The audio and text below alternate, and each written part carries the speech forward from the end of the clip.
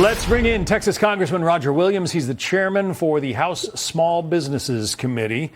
Congressman, so you just heard the mayor say, thanks, but no thanks. We don't want federal troops here in Portland. How would you answer the mayor? Well, I'd answer him in the fact he says he doesn't want them, but he also said in his statement that, if you want to do harm to our city, then you need to take a hike. Well, he's already having harm done to his city.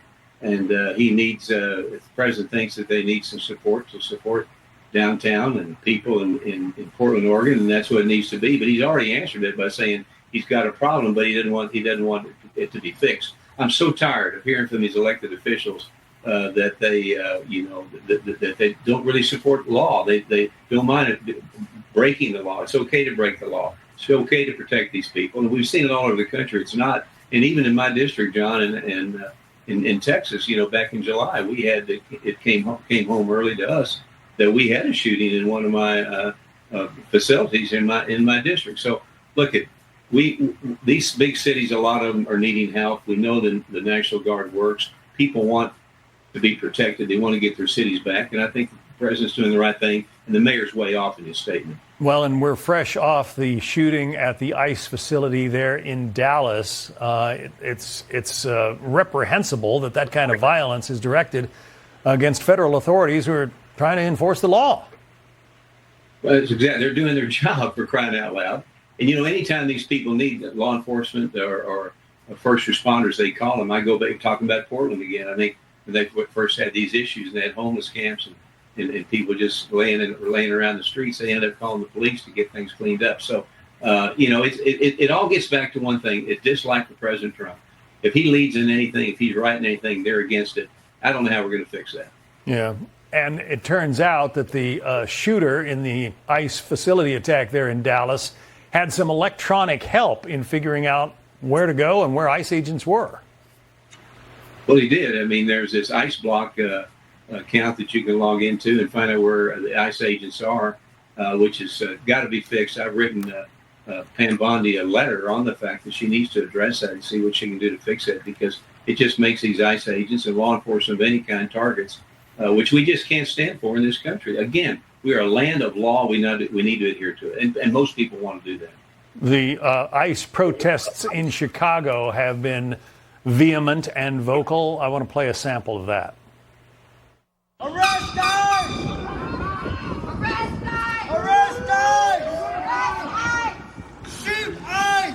Shoot ICE! Shoot the Get the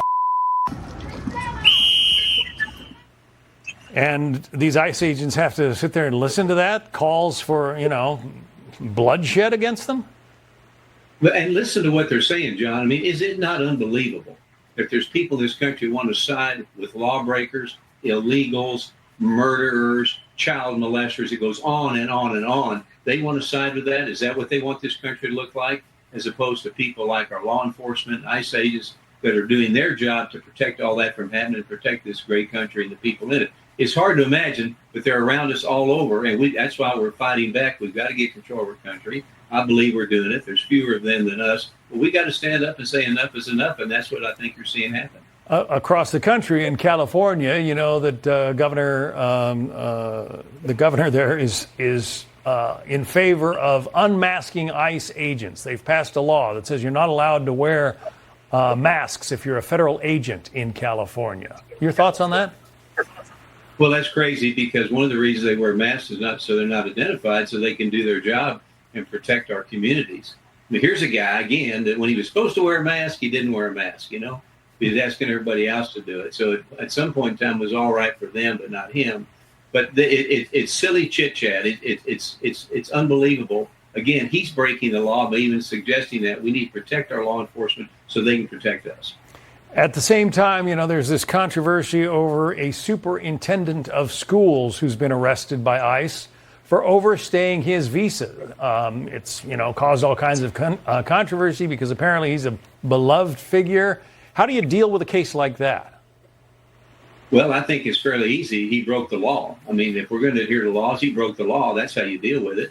I mean, I'd be scared to death if my kid was going to Des Moines schools and the head of the school system was carrying guns and had tickets for breaking the law and all the other things, and was not a citizen, not met his certain date requirements. That would really bother me. I don't see how he made it through the process to begin with. It'd be interesting to see how that works. But there again, he might be a nice guy. I'm sure he is.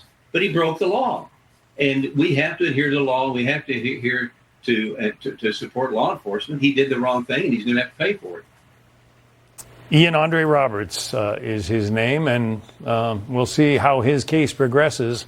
As I said, he's been picked up for overstaying his visa from decades ago. Congressman Roger Williams of Texas, it's good to have you on. Thank you. Yeah.